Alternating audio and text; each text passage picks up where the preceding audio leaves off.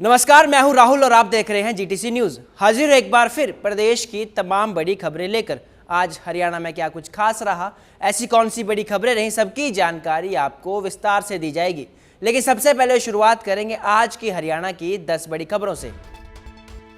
प्रधानमंत्री के दौरे से पहले मुख्यमंत्री नायब सिंह सैनी पहुंचे जींद हाइड्रोजन गैस प्लांट का किया दौरा, अधिकारियों को दिए जरूरी दिशा निर्देश। इको फ्रेंडली होगी पीएम मोदी की जींद रैली, पेट्रोल और डीजल वाहनों का नहीं होगा इस्तेमाल। 17 जुलाई को प्रधानमंत्री नरेंद्र मोदी आएंगे जींद, हाइड्रोजन ट्रेन की देंगे सौगात। हर जिले में बनेगी श्री अन्न प्रेरक किसान कमेटी, प्राकृतिक खेती अपनाने की सीएम ने की अपील। हरियाणा में प्राकृतिक खेती को मिलेगा बढ़ावा, रासायनिक खेती छोड़ने का किसानों से किया गया आह्वान। देसी गाय के गोबर से होगी प्राकृतिक खेती, कृषि मंत्री श्याम सिंह राणा बोले प्राकृतिक खेती से सुधरेगी मिट्टी की सेहत। हरियाणा में प्राकृतिक खेती पर सरकार का जोर। चंडीगढ़ में कांग्रेस प्रभारी संजय दत्त का किया गया भव्य स्वागत, भूपेंद्र सिंह हुड्डा बोले हरियाणा कांग्रेस को नई ऊर्जा की उम्मीद, कांग्रेस में नहीं कोई गुटबाजी।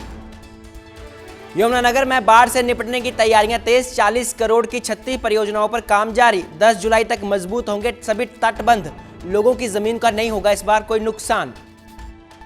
गुरुग्राम बना समंदर, 33 घंटे में 115 मिलीमीटर रिकॉर्ड तोड़ बारिश। 2 दिन से बंधक बना साइबर सिटी, प्रमुख मार्गों पर जल भराव, ट्रैफिक जाम से जनजीवन हुआ पूरी तरह से अस्त व्यस्त।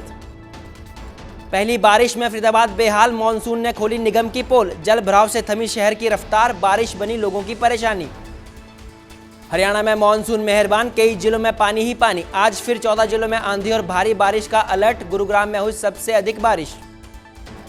सोनीपत में बारिश बनी काल, छत गिरने से 2 महिलाओं की मौत। तेज बारिश ने उजाड़ा एक परिवार, सोते समय गिरी छत।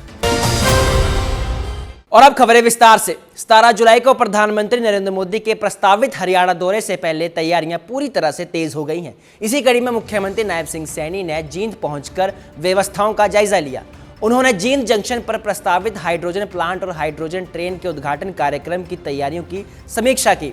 वहीं एकलव्य स्टेडियम में प्रस्तावित जनसभा स्थल का भी निरीक्षण किया। मुख्यमंत्री ने अधिकारियों को सुरक्षा, यातायात, स्वच्छता, पेयजल, बिजली, चिकित्सा और पार्किंग सहित सभी व्यवस्थाएं समय रहते पूरे करने के निर्देश दिए, ताकि प्रधानमंत्री के दौरे के दौरान किसी भी तरह की कोई कमी ना रहे। स्टेडियम जींद का एकलव्य स्टेडियम है, उसके अंदर रैली होगी और मैंने कहा है कि हरियाणा को बड़ी सौगातें देश के यशस्वी प्रधानमंत्री जी देंगे। हम सब के लिए ये खुशी का भी दिन है, गर्व का भी दिन है और ऐतिहासिक दिन भी होगा। सीएम साहब, कुरुक्षेत्र से गीता ज्ञान, पानीपत से बेटी बचाओ बेटी पढ़ाओ और जींद से हाइड्रोजन ट्रेन, मतलब देखिए हमारा हरियाणा ये हरि का हरियाणा है। अलग अलग हमारे जो सिटीज भी हैं, शहर हैं, उनकी अलग एक पहचान है। जींद की हमारी ये पवित्र भूमि है और जहां भगवान श्री कृष्ण ने गीता का संदेश दिया, ये उसी 48 कोस की परिक्रमा के अंदर आता है। ये सारी की सारी ये पवित्र भूमि अगर हम देखते हैं, जहां 48 कोस की परिक्रमा है, तो उसके बाद अगर हम देखते हैं तो हमारा जो मेवात, पलवल इस साइड में जाते हैं तो ब्रज की भूमि शुरू हो जाती है। ये भगवान श्री कृष्ण की ये पवित्र भूमि है और यहां से जो भी आदरणीय प्रधानमंत्री जी हमें संदेश देंगे, उस संदेश को हम घर घर तक, गांव गांव तक पहुंचाने का काम करें। जींद के लिए नहीं, देखिए इसके अंदर पिछले दिनों आदरणीय प्रधानमंत्री जी जब यमुनानगर के अंदर मैंने कहा 800 मेगावाट का थर्मल पावर का जब वो शिलान्यास करने के लिए आए थे, उसी दिन उन्होंने यमुनानगर के अंदर भी एक बायोगैस प्लांट 90 करोड़ रुपए की लागत से उसका भी शिलान्यास किया था। और ये संसाधन ऐसे हैं कि हम दूसरे के ऊपर निर्भर ना रहें, मैंने कहा है कि ये रैली जो है वो इको फ्रेंडली रैली है कि हम इससे इलेक्ट्रिक बसें या सीएनजी बसें, सीएनजी तो कम ही रहेंगी परंतु इलेक्ट्रिक बसें ज्यादा इसके अंदर। हरियाणा में प्राकृतिक खेती को बढ़ावा देने की दिशा में सरकार ने एक बड़ा कदम उठाया है। मुख्यमंत्री ने किसानों से सीधा संवाद कर उन्हें प्राकृतिक खेती अपनाने की अपील की। इस दौरान घोषणा की गई कि राज्य के हर जिले में प्रकृति श्री अन्न प्रेरक किसान कमेटी का गठन किया जाएगा। कृषि मंत्री श्याम सिंह राणा ने कहा कि रासायनिक खेती से मिट्टी की सेहत प्रभावित हो रही है, इसलिए प्राकृतिक खेती समय की जरूरत बन गई है। उन्होंने बताया कि प्राकृतिक खेती में डीएपी और कीटनाशकों की आवश्यकता नहीं होती। देसी गाय के गोबर से उपयोग के साथ खेती को किया जा सकता है, जिससे आने वाले समय में किसानों को लाभ मिलेगा। प्राकृतिक खेती अब 21वीं सदी की जरूरत बन गई, क्योंकि जो खेती हम परंपरागत करते आए रासायनिक खेती है, ये इसमें डीएपी, यूरिया, पेस्टिसाइड यूज होता है। इससे ज़मीन की सेहत पे असर पड़ा है, वो उसके अंदर जहरीलापन आया ज़मीन के अंदर, वो अनाज में भी आ गया। अनाज जो खाएंगे अब सेहत में भी आ गया, कैंसर जैसी बीमारियां होने लगी। अब जो रासायनिक खेती से 3 लोग खराब हो गए, पाताल लोक, पृथ्वी लोक और उसके साथ साथ आकाश लोक। अब ये कहोगे भी ये 3 लोग कैसे हैं? पाताल लोक में तो पानी है, पानी में भी असर गया, और पृथ्वी की जो मिट्टी है, खेती है, उसको भी जहरीला हुआ, उसका असर हुआ। और जब खाद बोते हैं तो हवा भी प्रदूषित हुई है उससे। अब तीनों चीजें खराब हो गई, तो उनको अब खेती को इसको बदल के हम प्राकृतिक खेती पे ले जाएंगे। उसमें डीएपी, पेस्टिसाइड की कोई गुंजाइश नहीं है, वो प्राकृतिक सिस्टम से होगी, वो देसी गाय से होगी। देसी गाय का गोबर हम सदियों से, बहुत पहले घर का चूल्हा लिपा करते थे उससे, पेशाब से और देसी गाय के गोबर से। और दूध भी उसका A21 है, A2 है, दो, यानी कि दूध की भी क्वालिटी अच्छी है। जो किसान प्राकृतिक खेती कर रहे हैं उनके सामने जो दिक्कतें आई हैं, उन्होंने वो सुझाव दिए, मान लिए सारे। हरियाणा कांग्रेस के नवनियुक्त प्रभारी संजय दत्त के पहली बार चंडीगढ़ पहुंचने पर कांग्रेस नेताओं और कार्यकर्ताओं ने उनका भव्य स्वागत किया। इस दौरान वरिष्ठ कांग्रेस नेता और पूर्व मुख्यमंत्री भूपेंद्र सिंह हुड्डा ने कहा कि संजय दत्त के संगठनात्मक अनुभव से हरियाणा कांग्रेस को नई मजबूती मिलेगी और पार्टी प्रदेश में सशक्त विपक्ष की भूमिका निभा सकेगी। बैठक में नेताओं ने अपने सुझाव भी प्रभारी के सामने रखे। वहीं पार्टी में गुटबाजी की खबरों को खारिज करते हुए भूपेंद्र सिंह हुड्डा ने दावा किया कि हरियाणा कांग्रेस पूरी तरह से एकजुट है और किसी भी तरह की कोई आपसी फूट पार्टी में नहीं है। इसके अलावा भूपेंद्र सिंह हुड्डा ने और क्या कुछ कहा, आप भी सुनिए। और आज पहली मीटिंग जनरल बॉडी की मीटिंग थी, आज अलग अलग और मिल रहे हैं। अभी प्रभारी हैं, अपना सारा कर रहे हैं। ठीक होगी मीटिंग, ठीक होगी। कांग्रेस एकजुट है, वो तो एकजुटता तो एक अपना बिखराव तो आप बीजेपी में देख रहे हैं। मंत्री जाते हैं, मुख्यमंत्री जाते हैं, आगे एमएलए नहीं जाते। हमारे यहाँ कोई ऐसी बात नहीं। जब से हैं जो पेपर लीक और इस किस्म का स्टेट एग्ज़ाम देखा आपने, स्टेट में कितनी गड़बड़ियाँ मिली। मतलब क्वेश्चन कुछ, पैराग्राफ कुछ, जवाब कुछ, इस किस्म से काफ़ी डिस्क्रिपेंसीज थी। तो ये आप इनकी सरकार की ये है, ऐसे काम करती हैं। पहले पेपर लीक करते हैं ताकि नौकरी न लगानी पड़े, अब ये इसमें कर दिया ताकि टरकाओ आगे टरकाओ, गलत बात। धर्मनगरी कुरुक्षेत्र से एक चिंताजनक तस्वीर सामने आई है। भाखड़ा नरवाना ब्रांच नहर की पटरी पर गहरी और चौड़ी दरारें दिखाई देने लगी, जिससे स्थानीय लोगों में अब बड़े हादसे की आशंका बढ़ गई है। ग्रामीणों का आरोप है कि हाल ही में हुई मरम्मत केवल खानापूर्ति साबित हुई और अब उसकी गुणवत्ता पर गंभीर सवाल उठ रहे हैं। वहीं नहरी विभाग के एक्सीएन मनीष बब्बर का कहना है कि उन्होंने मरम्मत के लिए 45 दिन का समय मांगा था, लेकिन विभाग ने सिर्फ 25 दिन दिए। इनमें से भी 15 दिन नहर का पानी निकालने में ही लग गए, जिसके चलते सीमित समय में ही काम पूरा करना पड़ा। सभी प्रोजेक्ट जो काम होते हैं वो 1 जून से शुरू हो जाते हैं। इस बार तो और भी जल्दी स्टार्ट करा दिए गए थे, जो कि लगभग 27 मई के आसपास से शुरू हो गए थे। और उसके अलावा जो हमने मारकंडा रिवर जो हमारी जाती है, सबसे बड़ा सोर्स जो है कुरुक्षेत्र के लिए वही पड़ता है, तो उसके लिए भी हमारी जो काम शुरू हो रहे थे डीसिल्टिंग के, और फरवरी में स्टार्ट कर दिए गए थे। इसमें मैं ये कहूँगा कि जी माननीय मुख्यमंत्री जी की जो अध्यक्षता में हमारी फ्लड की जो मीटिंग होती है वो अक्टूबर में हो गई थी, और उसके साथ साथ हमारे जितने भी प्रोजेक्ट्स वगैरह थे वो साथ साथ जनवरी फरवरी तक हमारे सभी सेंक्शन हो गए। तो साथ जैसे ही काम स्टार्ट हुए तो हमारा सारा जो काम मारकंडा रिवर का और जितने हमारे ड्रेन्स का काम था, सारा सफाई का काम पूरा हो चुका है। नहीं, भाखड़ा नहर में क्या हुआ क्या जी, हमने 15 दिन का हमने क्लोज़र लिया था जी, 45 दिन का। भाखड़ा नहर में क्लोज़र हमें मिला 25 दिन का, परंतु इसमें क्या होता है कि जब पानी बंद कर दिया गया था, हमने पानी बंद करा दिया था अम्बाला से, उसके बाद इसके अंदर 6 फीट का पानी खड़ा था, तो उस 6 फीट के पानी को निकालने में 15 दिन लग गए। उसके बाद हमें सिर्फ मिले 10 दिन। वो 10 दिन में हमने जो काम कराना था वो हमने काम करवा लिया, परंतु उसके बाद अब यही विचार है कि अक्टूबर के बाद से इसका फिर से काम करवाया जाएगा। तो भाखड़ा नहर का काम हम केवल 15 दिन करा पाए, परंतु उसके अंदर हम सेटिस्फाइड है कि हमने उसके अंदर इतना कार्य करा लिया, क्योंकि इसके अंदर 6 फीट का, क्योंकि ये जो नहर नीचे बुढ़ेड़ा के पास पड़ती है ना जी, ये सारा डाउन का एरिया है, ऊपर से पानी तो बंद हो गया, पर यहाँ पे 6 फीट का पानी स्टोरेज हो जाती है, बुढ़ेड़ा से पानी बैक मारता है, जिसकी वजह से हमें उसके अंदर बंद मारना पड़ा। पूरी नहर के अंदर हमने 3 बंद लगाए थे। बंद लगाने में और उसको निकालने में हमारे 15 दिन खत्म हो जाते हैं, और हमें काम करने को मिले सिर्फ 10 दिन। 10 दिन में काम कर पाए हम। रेवाड़ी के हंसनगर इलाके में हुई पीएनजी धमाके मामले में पुलिस की शुरुआती जांच में गैस रिसाव की आशंका सामने आई है। हालांकि धमाके की असली वजह क्या थी, इसका खुलासा फोरेंसिक जांच रिपोर्ट के बाद ही सामने आ पाएगा। घटना में कई लोग झुलसकर घायल हुए हैं, जिसके बाद पुलिस, दमकल विभाग और संबंधित एजेंसियों ने मौके पर पहुंचकर राहत एवं बचाव कार्य शुरू किया था।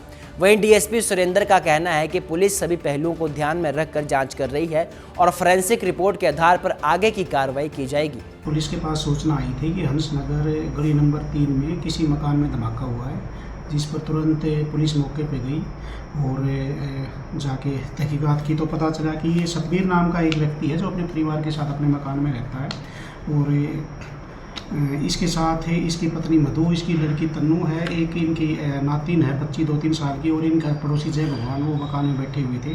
तो इनकी लड़की तन्नू प्रेस कर रही थी, तो अचानक से कोई धमाका हुआ, जिस पर पुलिस मौके पे पहुंची और फोरेंसिक टीम को बुलाया गया, और प्राइमा फेसी यह मामला आया है कि इसके आसपास से कहीं से पीएनजी गैस पाइपलाइन निकल रही है और उसकी लीकेज के कारण ये ब्लास्ट हुआ है। अब तक जो ऐसा प्रतीत होता है, फिर भी फोरेंसिक टीम के द्वारा वहाँ की सैंपलिंग की जा चुकी है, और सैंपलिंग करने के बाद उसको एफएसएल में भेजा जाएगा, और उसके बाद जैसा रिजल्ट आएगा उसके अनुसार कार्रवाई की जाएगी। खबरों में आगे बढ़ेंगे, बात करेंगे हरियाणा में हुए मानसून की। यमुनानगर में मानसून की शुरुआत के साथ ही यमुना किनारे बसे गांव में अब बाढ़ का खतरा फिर से मंडराने लगा है। सिंचाई विभाग भले ही 10 जुलाई तक सभी बाढ़ सुरक्षा कार्य पूरा होने की लगातार दावा कर रहे हों, लेकिन जमीनी हकीकत इन दावों पर लगातार सवाल खड़े कर रही है। कई जगहों पर फ्लड प्रोटेक्शन का काम अभी भी अधूरा और धीमी रफ्तार से चल रहा है, जिससे बीबीपुर, लापरा, टापू, कमालपुर और गुमथला सहित कई गांवों के लोगों की चिंता अब बढ़ गई है। विभाग का कहना है कि पहाड़ों से पानी आने में करीब 3 घंटे का समय लगता है और इस दौरान लोगों को अलर्ट कर दिया जाता है। लेकिन सवाल ये है कि जब मानसून शुरू हो चुका है तो बाढ़ सुरक्षा कार्य समय पर पूरे क्यों नहीं हुए। स्थानीय लोगों का कहना है कि मंजूरी और काम शुरू होने में हुई देरी का खामियाजा हर साल ग्रामीणों को भुगतना पड़ता है। जैसे डायफ्राम वाल बनना था अग्निकुंड बराज पे, वो हमारा कंप्लीट हो चुका है। जिस तरीके से पिछले साल का प्रोजेक्ट था ये, वो कंप्लीट हो चुका है, और यूपी साइड का बंद था जो एक हमारा, उस पर भी हमने 50% के आसपास वर्क करके उसको भी सेव कर लिया है। ठीक है जी, 1 लाख क्यूसिक तक हम 1 लाख क्यूसिक पे फ्लड गेट खोलते हैं। उससे पहले हमने नहरों में जितनी हमारी कैपेसिटी है उस हिसाब से चलाते हैं। 1 लाख क्यूसिक को हम लो फ्लड मानते हैं, और 2.5 लाख क्यूसिक के लिए हम हाई फ्लड के लिए जो करके चलते हैं कि 2.5 लाख क्यूसिक आ जाए तो हाई फ्लड आ जाता है। मॉनसून की पहली बारिश ने फरीदाबाद को भीषण गर्मी से राहत तो दिलाई, लेकिन साथ ही नगर निगम तैयारियों की हकीकत भी लोगों के सामने रख दी। शहर की कई प्रमुख चौराहे, बाजार और रिहायशी इलाके जलभराव की चपेट में आ गए। सड़कों पर पानी भरने से ट्रैफिक की रफ्तार थम गई और दफ्तर, स्कूल व जरूरी कामों के लिए निकले लोगों को कई तरह की भारी परेशानियों का सामना करना पड़ा। कई दोपहिया वाहन बीच सड़क पर बंद हो गए, जिन्हें लोगों को धक्का लगाकर बाहर निकालना पड़ा। स्थानीय लोगों का कहना है कि हर साल पहली बारिश में यही हालात बनते हैं, लेकिन जल निकासी व्यवस्था में कोई स्थायी सुधार नहीं किया जाता। ऐसे में पहले ही बारिश ने नगर निगम के दावों और तैयारियों की पोल खोल दी है और कई तरह के सवाल खड़े कर दिए। मैं बाइक से आता हूँ तो बारिश की वजह से ऑटो से आया हूँ आज, क्योंकि ऑटो भी बहुत जगह बंद हो रहा है, पानी भरा हुआ है, ट्रैफिक बहुत ज्यादा हो रहा है, उसकी वजह से कि बारिश से सामना करना पड़ा है, बहुत परेशानी हो रही है। सेक्टर 23 से आ रहा हूँ और रास्ते में इतना गड्ढे हुए पड़े हैं, बारिश के पानी इतना लगे पड़े, पता नहीं चला गड्ढे कहाँ है रोड कहाँ है, और पानी इतना लगे कि बाइकें बंद हो रही है, बाइकें गड्ढे में गिर रही है, फिर कैसे तैसे चल के आए, पूरे जूते सन गए, बहुत परेशानियाँ हुआ, बहुत परेशानियाँ मुश्किलों का सामना करके आए हैं। सर हर जगह है, रोडें तोड़ देते हैं, बनाते नहीं है, और सीवर खोद देते हैं, वहाँ खुली पड़ी है तो कहीं रोडे नाले खुले पड़े हैं तो कहीं पानी यहीं पड़ रहा है, कहीं कुछ प्रशासन कहीं झूठे दावा कर। मानसून की पहली बरसात में उमस भरी गर्मी से जहां फरीदाबाद के लोगों को राहत देने का काम किया है, वहीं राहत अब आफत बनकर आ गई है। दरअसल कल से लगातार रुक रुक कर हो रही मानसून की पहली बरसात ने फरीदाबाद के अलग अलग क्षेत्रों में जलभराव की स्थिति पैदा कर दी है। आज सुबह जब लोग घरों से बाहर निकले और उसके बाद उन्हें जलभराव की स्थिति से जूझना पड़ा। जो है लोग आज जब अपने कामकाज के लिए निकले तो लोगों को जलभराव की स्थिति से जो है दो चार होना पड़ा। वहीं नगर निगम लगातार दावे कर रहा था कि इस बार कहीं पर भी जलभराव देखने को नहीं मिलेगा, लेकिन नगर निगम के दावों की पोल जो है मानसून की पहली बरसात में ही खोल दी है। हरियाणा के करनाल के निसिंग थाना क्षेत्र के गांव कचपुरा में पारिवारिक विवाद ने एक ऐसा हिंसक रूप ले लिया कि एक युवक की जान चली गई।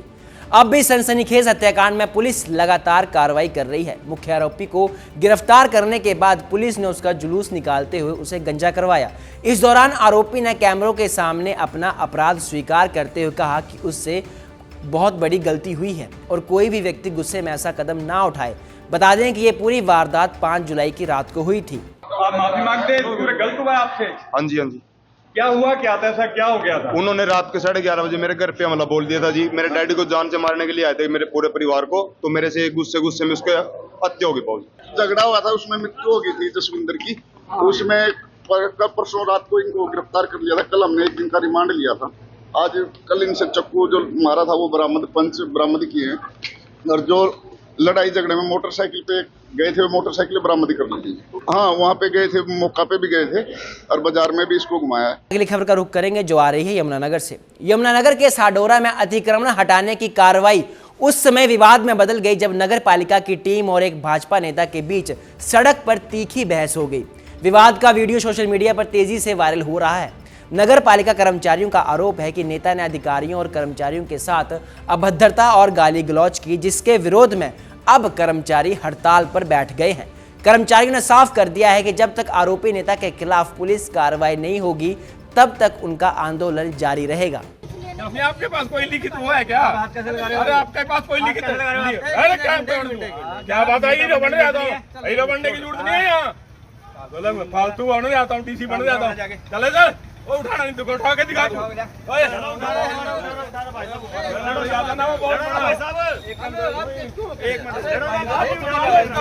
अरे चलना रखा था, टीसी बन जाता है यहाँ से। यहाँ बढ़ जाता हूँ। हम मौके पे तो बाजार में काम कर रहे थे जी, जो कमेटी की तरफ से जाते हैं ना सामान उठाने के लिए, कुछ साथ गए थे पूरी टीम के साथ।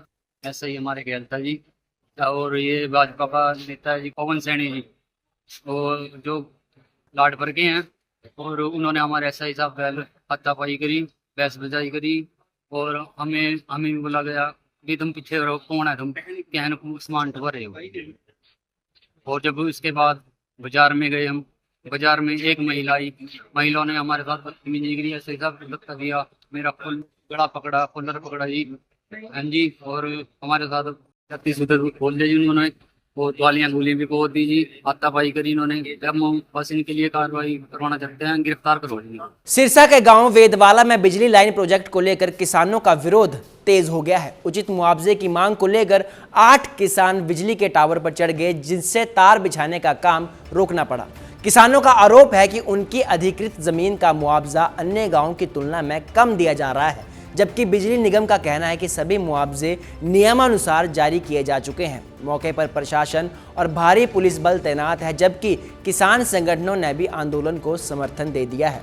देखो जी, ये जड़िया टावर लेना पा रहे ने, ਅਸੀਂ ਇਹਨਾਂ ਨੂੰ ਕਿੰਨੇ ਚਿਰ ਦੇ ਕਹਿ ਰਹੇ, ਕਿੰਨੀਆਂ ਮੀਟਿੰਗਾਂ ਹੋ ਗਈਆਂ ਵੀ ਸਾਨੂੰ ਉਚਿਤ ਮੁਆਵਜ਼ਾ ਦਿੱਤਾ ਜਾਵੇ। ਜਿਵੇਂ ਤੁਸੀਂ ਸੋਨੀਪਤ ਜਾਂ ਹੋਰ ਥਾਵਾਂ ਤੇ ਮੰਨ ਲਓ ਟਾਵਰ ਲੈਣ ਦਾ ਉਚਿਤ ਮੁਆਵਜ਼ਾ ਦਿੱਤਾ, ਉਸੇ ਤਰੀਕੇ ਨਾਲ ਅਸੀਂ ਵਿਕਾਸ ਦੇ ਵਿਰੋਧ ਨਹੀਂ, ਤੁਸੀਂ ਟਾਵਰ ਲੈਣਾ ਪੈ ਰਹੀਆਂ, ਇਹਨਾਂ ਨੂੰ ਉਚਿਤ ਮੁਆਵਜ਼ਾ ਦਿੱਤਾ ਜਾਵੇ।